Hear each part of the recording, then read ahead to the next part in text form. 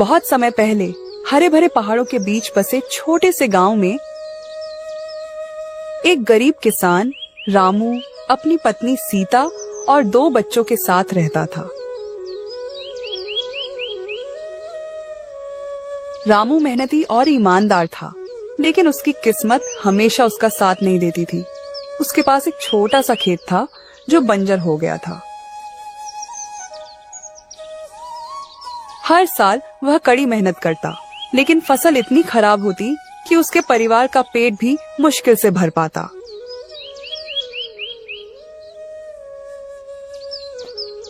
गांव का जमींदार रामू से कर्ज वसूलने के लिए हमेशा उसके पीछे पड़ा रहता।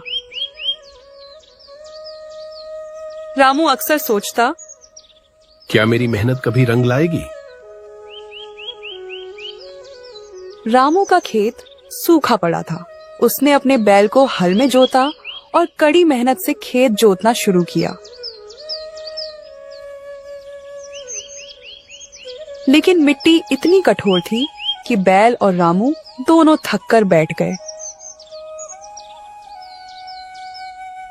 सीता ने उसे पानी देते हुए कहा, रामू, भगवान पर भरोसा रखो, मेहनत का फल जरूर मिलता है।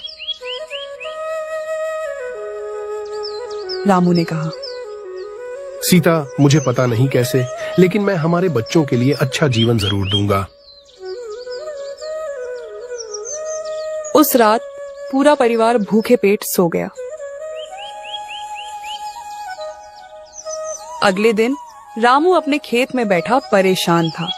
तभी एक बूढ़ा साधु वहां आया। साधु के चेहरे पर दया और ज्ञान की झलक थी। उसने रामू से पूछा, बेटा, इतने दुखी क्यों हो?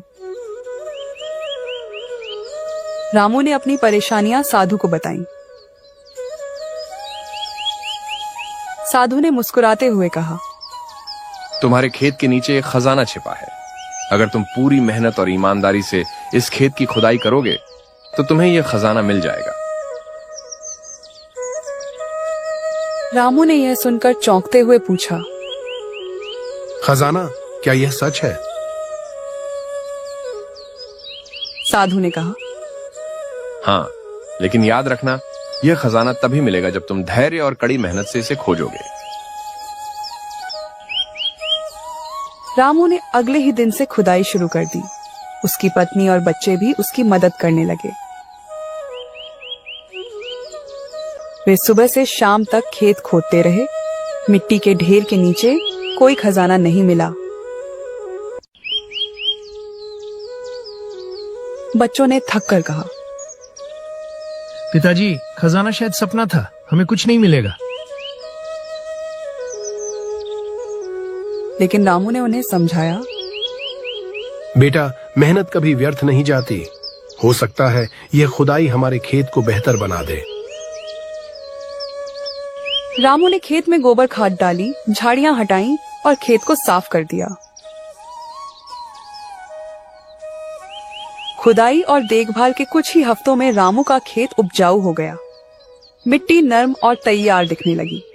रामू ने गेहूं के बीज बो दिए। गांव के लोग रामू को देखकर हंसते हुए बोले, इस बंजर खेत में फसल? रामू पागल हो गया है। रामू ने उनकी बातों पर ध्यान नहीं दिया। वह हर रोज अपने खेत की देखभाल करता रहा।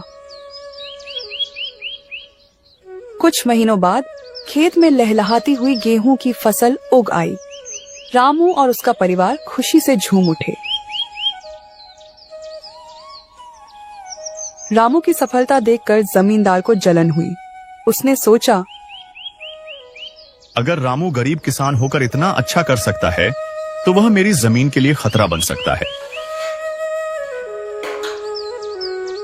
जमींदार ने रामू से कहा, तुम्हें मेरे खेत पर काम करना होगा और बदले में मैं तुम्हें थोड़ा पैसा दूंगा। रामू ने विनम्रता से कहा, मुझे अपनी मेहनत और अपने खेत पर भरोसा है। मैं किसी और के खेत पर काम नहीं करूंगा। जमींदार ने रामू को धमकाने की कोशिश की, लेकिन रामू ने डटकर उसका सामना किया। रामू की मेहनत देखकर गांव वाले प्रभावित हुए। वे अब समझ गए कि उनकी बंजर जमीन भी उपजाऊ हो सकती है अगर वे सही तरीके से मेहनत करें। रामू ने गांव वालों को सिखाया, हमारी जमीन हमारी माँ है। अगर हम इसे प्यार और देखभाल देंगे तो ये हमें कभी भूखा नहीं रखेगी। गांव के बाकी किसानों ने भी रामू के तरीके अपनाए और उनकी जिंदगी बदलने लगी। कुछ समय बाद वही साधु फिर से रामू के खेत पर आया।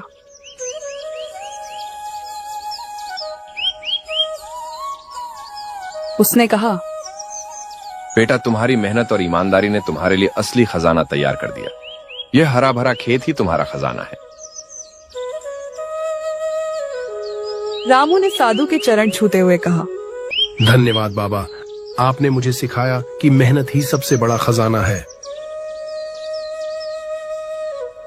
रामू और उसका परिवार अब खुशहाल जीवन जीने लगा। गांव वालों ने रामू को अपना आदर्श मान लिया। वे समझ गए कि मेहनत और धैर्य से सब कुछ हासिल किया जा सकता है।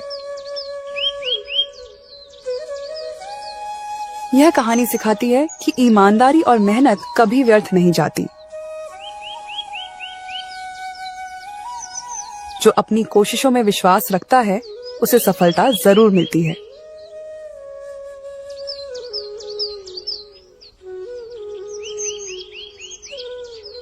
अगर आप हमारे चैनल में नए हो तो चैनल को सब्सक्राइब कर दो और बेल आइकन को प्रेस कर दो ताकि हमारे नए वीडियो की जानकारी तुरंत आपके पास जाए।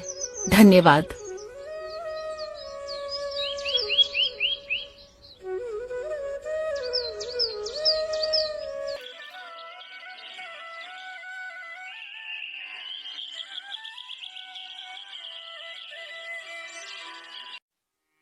एक छोटे से गांव में एक गरीब किसान रामू रहता था, जिसकी जिंदगी में जैसे हमेशा काली घटाइयां छाई रहती थीं।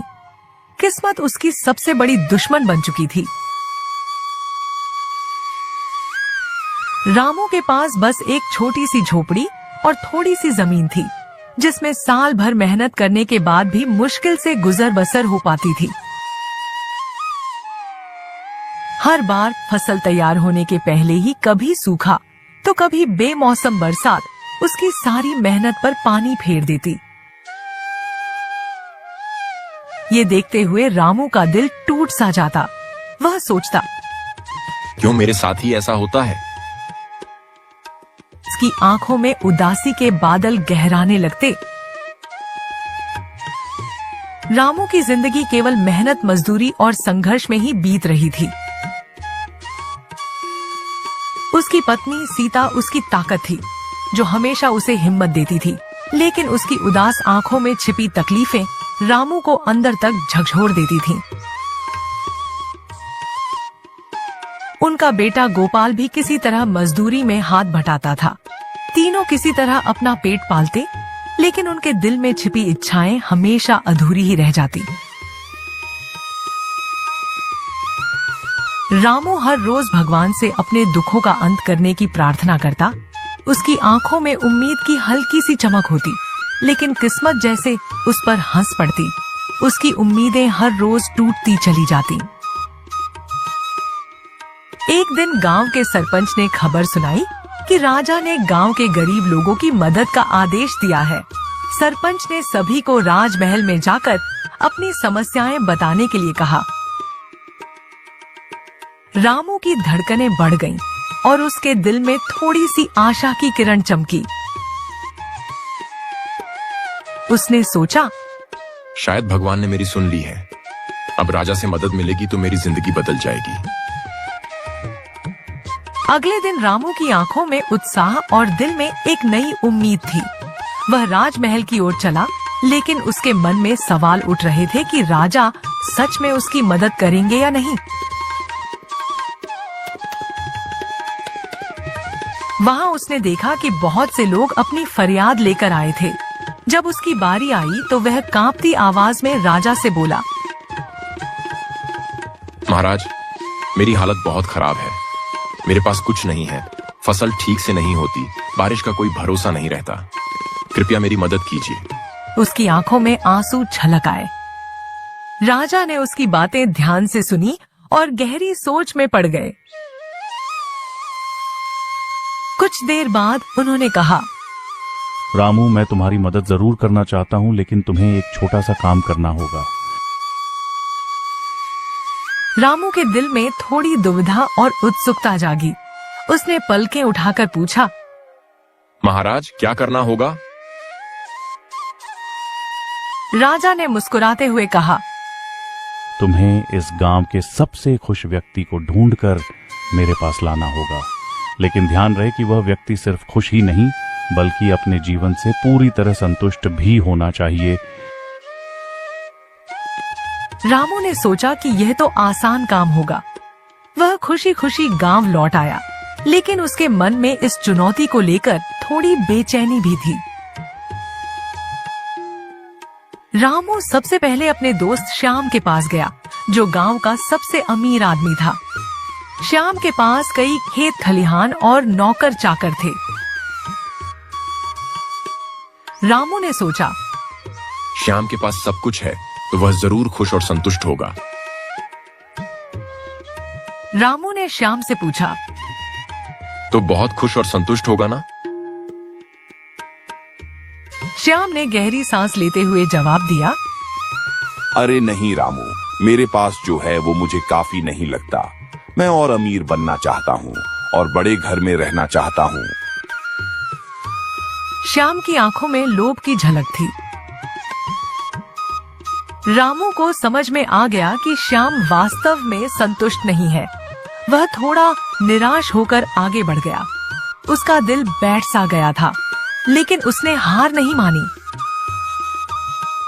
रामू गांव के एक बूढ़े बाबा के पास गया, जिनके चेहरे पर ज्ञान और अनुभव की चमक थी। वह मन में सोच रहा था कि शायद बाबा उसे खुशी का सही मतलब समझा देंगे। रामू ने बाबा से पूछा, बाबा, क्या आप अपने जीवन से संतुष्ट हैं? बाबा ने मुस्कुराते हुए जवाब दिया, बेटा, संतुष्टि गहरी बात है। मैं जीवन के आखिरी पड़ाव पर हूँ, लेकिन अब मुझे सिर्फ इतना चाहिए कि मेरा आखिरी समय अच्छे से बीते। बाबा की आवाज में उम्र और अनुभव की थकावट थी। रामू को समझ में आया कि बाबा भी पूरी तरह संतुष्ट नहीं है। उसकी आंखों में मायूसी झलकने लगी और उसने अपनी उम्मीद लगभग खो दी थी। रामू की मुलाकात एक गरीब बंजारे से हुई, जो अपनी झोली लिए खुशी खुशी घूमता रहता था। उसकी आंखों में एक अजीब सी चमक थी। रामू ने उससे पूछा, भाई, क्या तुम खुश और संतुष्ट हो? बंजारे ने हंसते हुए जवाब दिया, हाँ भाई, मैं अपने छोटे से जीवन में ही खुश हूँ। मुझे घूमना पसंद है और मैं यही करता हूँ। मेरे पास जो है मैं उसमें ही खुश रहता हूँ। उसकी बात सुनकर रामू को थोड़ी सी उम्मीद जागी, लेकिन उसने सोचा कि बंजारे के पास स्थिरता नहीं है। वह निराश होकर घर लौट आया। रामू उदास था। उसके दिल में भारीपन था। सीता ने उसके कंधे पर हाथ रखा और उसे समझाया, रामू, खुशी बाहर नहीं है बल्कि हमारे अंदर है। जब हम हर हालात में खुश रहना सीख जाते हैं, तभी असली संतुष्टि मिलती है। रामू की आंखें खुल गईं। उसने महसूस किया कि असली खुशी हमारे भीतर ही है। वह राजा के पास गया और अपनी पूरी यात्रा सुनाई। राजा ने मुस्कुराते हुए कहा, रामू, तुमने असली खुशी का राज पा लिया है। जीवन में संतोष ही सच्ची खुशी है। रामू ने अपनी नई सोच के साथ अपने खेतों में मेहनत करना शुरू किया। उसने सीखा कि अपनी स्थिति को स्वीकार कर और मन में संतुष्टि रखकर ही खुश रहा जा सकता है।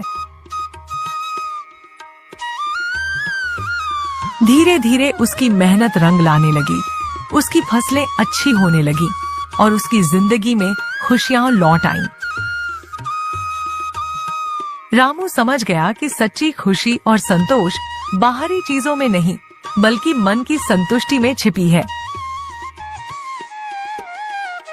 रामू की जिंदगी में तब बदलाव आया जब उसने अपनी असलियत को स्वीकार किया और छोटी छोटी चीजों में संतोष ढूंढा। यह कहानी हमें बताती है कि किस्मत हमेशा हमारे साथ न भी हो, फिर भी अपने नजरिए से हम अपनी जिंदगी को खुशहाल बना सकते हैं।